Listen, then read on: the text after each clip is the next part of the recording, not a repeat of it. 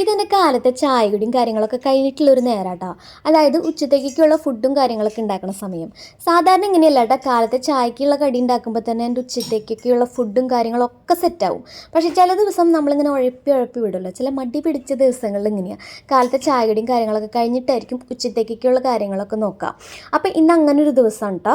അപ്പോൾ കാലത്തെ കുറച്ച് പാത്രങ്ങളും കാര്യങ്ങളൊക്കെ ഉണ്ടായിരുന്നു, അത് ഞാൻ കഴുകി വൃത്തിയാക്കി എടുക്കുകയാണ്. എന്നാലല്ലേ അടുത്ത കുക്കിങ്ങിന് മുമ്പ് സിങ്കൊക്കെ ഒന്ന് ഒഴിച്ചിടാൻ പറ്റുള്ളൂ. അപ്പോൾ ആദ്യം തന്നെ നമ്മൾ ചോറിനുള്ള വെള്ളം വെച്ചിട്ടുണ്ട് കേട്ടോ. ഗ്യാസിന് വില കൂടിയ പിന്നെ ഇപ്പോൾ ഇൻഡക്ഷൻ അടുപ്പിലാണ് എൻ്റെ ചോറുപ്പും കാര്യങ്ങളൊക്കെ. എന്നിട്ട് നമ്മളിത് അരി കഴുകാനായിട്ട് എടുത്തിട്ടുണ്ട്.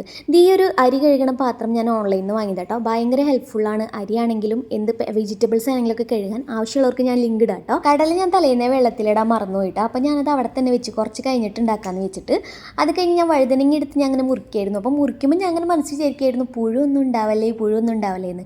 എങ്ങനെ നോക്കിയാലും വഴുതനങ്ങ മുറിക്കുമ്പോൾ എവിടെയെങ്കിലും ഒരു പുഴു ഉണ്ടാവും. അപ്പോൾ എനിക്ക് ഒട്ടും പണ്ട് വഴുതനങ്ങ തിന്നാൻ ഇഷ്ടമുണ്ടായിരുന്നില്ല. ഒട്ടും വഴുതനങ്ങ ഇഷ്ടമല്ലാത്തവർ ഇതുപോലൊന്ന് ട്രൈ ചെയ്ത് നോക്കിക്കോളട്ടാ. എന്തായാലും ഇഷ്ടപ്പെടും. ഒന്ന് ട്രൈ ചെയ്ത് നോക്ക്. ഉണ്ടാക്കാൻ ഭയങ്കര സിമ്പിളാണ് കേട്ടോ. മഞ്ഞപ്പൊടിയും മുളക് പൊടിയും അതുപോലെ തന്നെ ഉപ്പും കുറച്ച് കുരുമുളക് പൊടിയും കുറച്ച് വിനാഗിരിയും പിന്നെ കുറച്ച് പച്ചവെളിച്ചെണ്ണ ഇട്ടിട്ട് നന്നായിട്ടൊന്ന് മിക്സ് ചെയ്തെടുക്കുക. പിന്നെ ആവശ്യാനുസരണം ഇത്തിരി വെള്ളം ഒഴിച്ചിട്ട് കുറച്ചും കൂടി നമുക്ക് ആവശ്യമുള്ള കൺസിസ്റ്റൻസിയിലാക്കി എടുത്തിട്ട് അതിലേക്ക് നമ്മുടെ വഴുതനങ്ങ ഇട്ടിട്ട് നന്നായിട്ട് മിക്സ് ചെയ്തെടുക്കുക. വഴുതനങ്ങ നമ്മുടെ ഉള്ളിൽ ഇങ്ങനെ കത്തിക്കൊണ്ട് വരഞ്ഞ് വെച്ചിട്ടുണ്ടെങ്കിൽ ഉള്ളിലേക്കൊക്കെ നന്നായിട്ട് മസാലയൊക്കെ പിടിക്കും കേട്ടോ. അപ്പം ഞാനങ്ങനെയൊന്നും ചെയ്തിട്ടില്ല. ആവശ്യമുള്ളവരാണെങ്കിൽ അങ്ങനെ ചെയ്തോളൂ. എന്നിട്ട് കുറച്ച് നേരം കഴിഞ്ഞിട്ട് നമുക്കിങ്ങനെ റെസ്റ്റ് ചെയ്യാനായിട്ട് വെക്കാം. അപ്പോഴേക്കും നമ്മുടെ ചോറായിട്ടുണ്ട് കേട്ടോ. ചോറായിട്ടില്ല, അരി തിളച്ച് വന്നിട്ടുള്ളൂ. നമ്മൾ റൈസ് കുക്കറിലേക്ക് ഇറക്കി വെക്കാട്ടോ ചെയ്യുക. അപ്പോൾ കുറച്ചൊരു തിള മാത്രം വന്നാൽ മതി. അതിനുശേഷം ഞാൻ കുറച്ച് ക്യാബേജ് അരിഞ്ഞെടുക്കാമെന്ന് വിചാരിച്ചു. ഞാൻ ക്യാബേജ് അരിയണത് കൊണ്ട് ആരും ഞെട്ടണ്ട. എനിക്കൊരു എളുപ്പ വഴിയുണ്ട് ക്യാബേജൊക്കെ അരിഞ്ഞെടുക്കാനായിട്ട്. ഞാൻ ഇങ്ങനെ ഒരു ചോപ്പർ വാങ്ങിയിട്ടുണ്ട് കേട്ടോ. അപ്പം ഞാൻ വാങ്ങിയത് കുറച്ച് റേറ്റിന്. അതിന് ശേഷമാണ് ഞാൻ ഓൺലൈനിൽ കുറച്ച് റേറ്റ് കുറവിനൊക്കെ കണ്ടത്. അപ്പം ഞാനിത് വേണമെങ്കിൽ ടാഗ് ചെയ്ത് വെക്കാം കേട്ടോ. ഭയങ്കര ഹെൽപ്ഫുള്ളാണ്. നോക്കി നിമിഷ നേരം കൊണ്ട് നമുക്ക് ഭയങ്കര കുഞ്ഞായിട്ട് നമുക്കിങ്ങനെ ചോപ്പ് ചെയ്ത് കിട്ടും നമുക്ക് ക്യാബേജ്. സാധാരണ നമുക്ക് കൈകൊണ്ട് എരിഞ്ഞ് വരുമ്പോൾ ഒരു നേരമാവും. ഇതാണെങ്കിൽ ഭയങ്കര സിമ്പിളാണ്, നല്ല നൈസായിട്ട് കിട്ടുകയും ചെയ്യും. അതിനുശേഷം ഞാൻ അതിൽ തന്നെ നമുക്ക് കുറച്ച് സവാളയൊക്കെ ഇട്ടിട്ട് സെറ്റാക്കി എടുക്കാൻ പറ്റും. എന്നിട്ട് അതിലേക്ക് ഇത്തിരി ഉപ്പും മഞ്ഞപ്പൊടിയൊക്കെ ഇട്ട് കുറച്ച് മുളകും പച്ചമുളകും അരിഞ്ഞിട്ടിട്ട് ഞാൻ സെറ്റാക്കി ഇങ്ങനെ പൊത്തി വെച്ചിട്ടുണ്ടായിരുന്നു കേട്ടോ. ഈ ചോപ്പർ കിച്ചണിലേക്ക് ഭയങ്കര ഹെൽപ്ഫുള്ളാട്ടോ. കാരണം സവാളയായാലും ക്യാരറ്റ് ആയാലും ബീട്രൂട്ട് ആയാലും ക്യാബേജ് ആയാലും നമുക്ക് നിമിഷ നേരം കൊണ്ട് ചോപ്പ് ചെയ്ത് നമുക്ക് നൈസായിട്ട് കിട്ടും.